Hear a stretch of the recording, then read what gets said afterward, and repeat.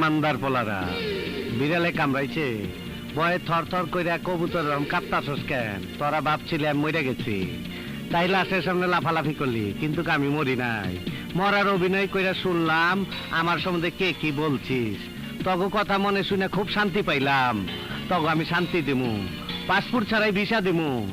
এই অগো খাওন দে। কিতাবে মাসুদ কিতাবে এরকম আইছেন তুই